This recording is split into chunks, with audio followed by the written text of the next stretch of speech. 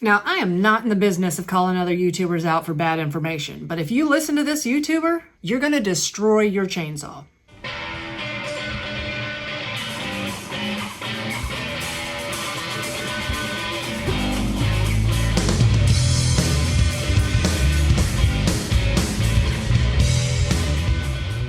Hey y'all, thanks for tuning back into Chickanic. I hope everybody's having a great week. Yes, I am not in the business of calling other YouTubers out, but it's came to my attention that in the last week, a YouTuber put out a video about chainsaws that can be detrimental to your machine. Now, the thing about it is this YouTuber had no ill intention at all. They got some advice from a man who used to do logging in the 80s. It sounded like good advice. They shared it with you, and almost 500,000 people have seen that video. And a huge majority of them are my viewers. How do I know this? Well, YouTube gives me statistics and analytics that show me exactly what my viewers are watching. That way I know, what you're interested in. So today, I gotta clear the air and let you know the truth about what he said, save you from burning up your chainsaw, and hopefully save you some time, money, and frustration in the future. Now let me start out with saying this YouTuber is not another small engine repair channel. He's not a landscaping channel. He's not a logger channel. He has his own set of skills that he shows in his videos and came across this information from an old logger. And it sounds like good advice, but it's not. In his video, he explained that the logger 40 years ago was working for a company where they were using tons of bar and chain oil. And they decided that they were going to switch to a vegetable oil, not only because it's cleaner, but it smells better. But here's the thing. 40 years ago, chainsaws were made completely different. Now, I have to explain this to my customers all the time when they bring their chainsaws in with used motor oil inside the bar oil tank, thinking that that'll work just fine. But it will burn these newer saws up. Generally, they ran at way lower RPMs than modern saws. Older saws like Stihl, Husqvarna, and Mikola's generally had an RPM range of 7,000 to 10,000 RPMs. Modern chainsaws often reach 12,000 to 15,000 and sometimes higher RPMs, thanks to advancements in engine design, materials, and fuel efficiency. First off, motor oil. Absolutely do not use used motor oil. It has metal debris inside of the oil that can destroy your oiling system. Not only that, it makes a mess. And if I gotta clean that up when I'm working on a saw, I might charge a little extra. Now, the pros and cons of vegetable oil. Well, there is one pro. If you run out of regular bar and chain oil, you probably got some vegetable oil in your kitchen. Now for the cons. Vegetable oil might be half the price, but you're going to use double the amount of vegetable oil than you will regular bar and chain oil. Why? Viscosity. Vegetable oil is thin. Bar and chain oil has additives in it to make it tacky, to where it will actually stick to your bar and chain. Because the whole point of oil is that when two metals are rubbing together, that they never actually touch, that the oil protects them between the two surfaces. With vegetable oil, it ain't gonna do it. Next, vegetable oil can't be used when it's really too cold. What does it do? It coagulates and becomes gross. Vegetable oil can't be left in your chainsaw too long. You leave it in there for months and it becomes rancid. Now, the only way we're going to know if this is true or not is if we put it to the test. So I've got regular bar and chain oil in my Echo CS590 right now. We're going to go ahead and take it outside, run it a little bit, see what she does, put some vegetable oil in her, see if it makes any kind of difference, and get some results. Let's check the bar oil tank. Yeah, we got about half full. So first thing I'm going to do, without the bar and chain and side cover on, because I want the oil to be unrestricted and just pouring out the side, we're going to see how much oil pours out in 60 seconds with it just running on idle. Because bar oil comes out all the time. I've got my timer right here set. Let's go.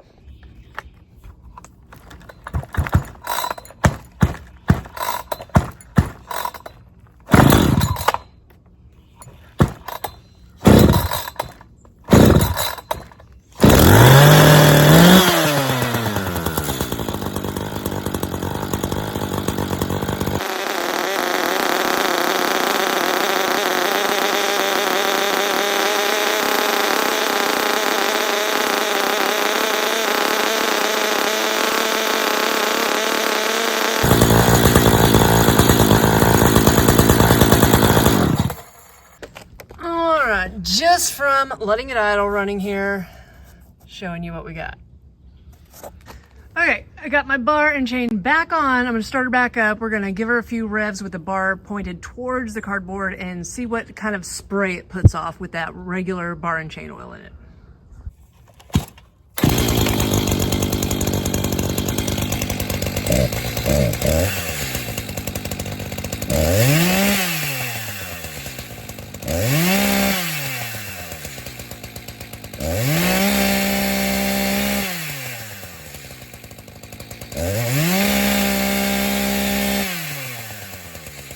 After a few revs, we've got a nice, even stream.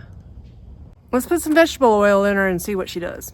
Okay, I've emptied out the actual bar oil, and what I'm going to do, I'm going to start it up for a second and just let it run and get whatever else actual bar oils that's still in the oiling system. I want to get it out of there. So let's turn it on.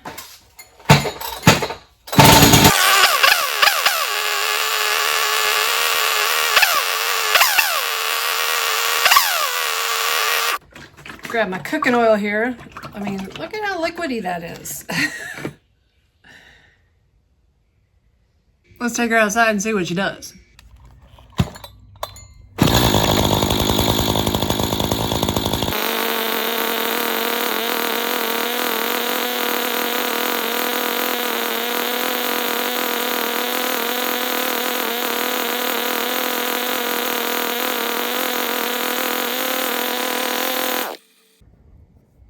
All right, so I should have been on a more of a flat spot because as you can see, it started traveling down this channel right here, still dripping out. Definitely probably double the oil. All right, well, this is making a huge mess. It's still dripping out, but I don't like how I did this experiment on this crack and that it just filled this up. I'm gonna move it over here, do it again. That way we can see the actual puddle.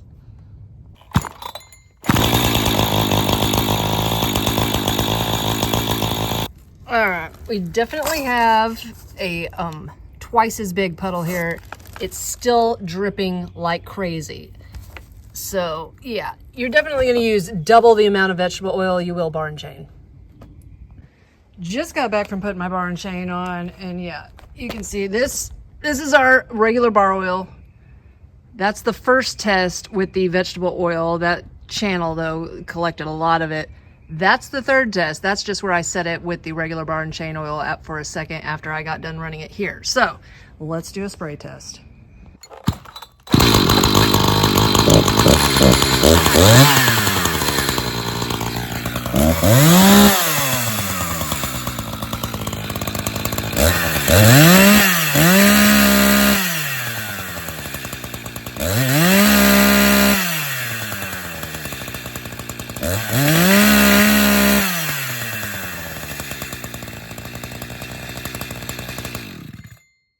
Well, that is significantly different compared to the regular bar and chain. As you can see about how wide the spread is here. This one is throwing it all over the place, and then all of a sudden big chunky oil came out, so don't know what that's all about. So saying that it's half the price so it'll save you money is completely false because you're going to be using double as much. Next, we're taking her outside and sticking her in some wood. We're checking for heat. I'm breaking out my TopDon thermal imaging camera. If you haven't seen the video on this, I'll leave it in the description box below. It's a super cool tool. If you don't have one, you might want to get something like it. It's awesome. All right, Ron's gonna help us out with this one so I can film this thing super out. Look at that. Look at how cool that is. Okay, so we're just gonna go in right here. We don't want the muffler in there yet. We want to check this bar out. We got about 100 degrees. We're gonna do 5 cuts and we're gonna see how hot it is using the vegetable oil as bar oil. All right.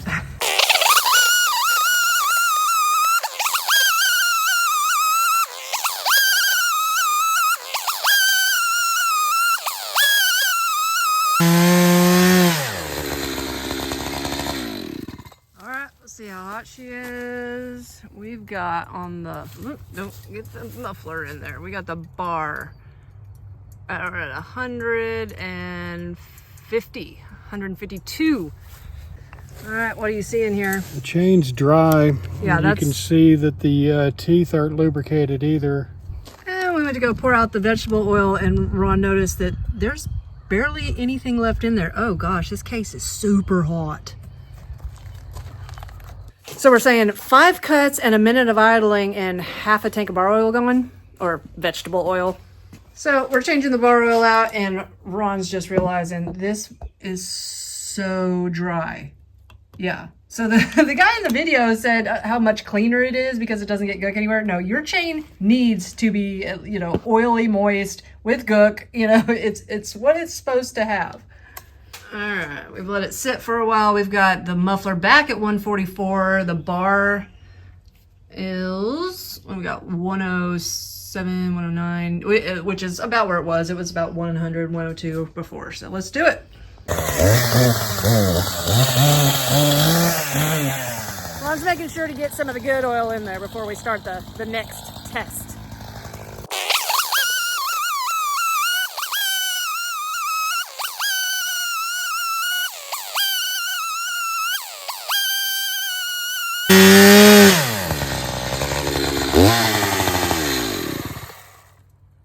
All right, let's see if it made a difference.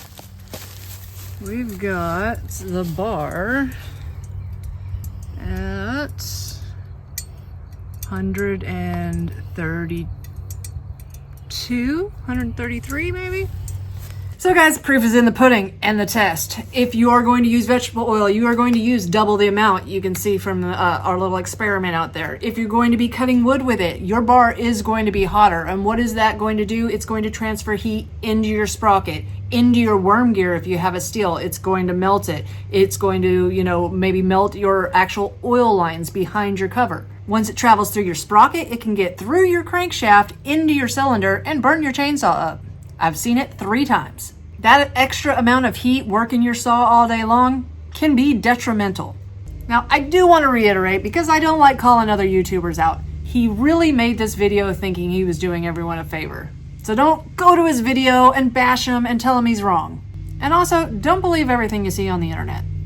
So I know 500,000 people have watched that video and think it might be okay to use in your chainsaw, but please do not do it.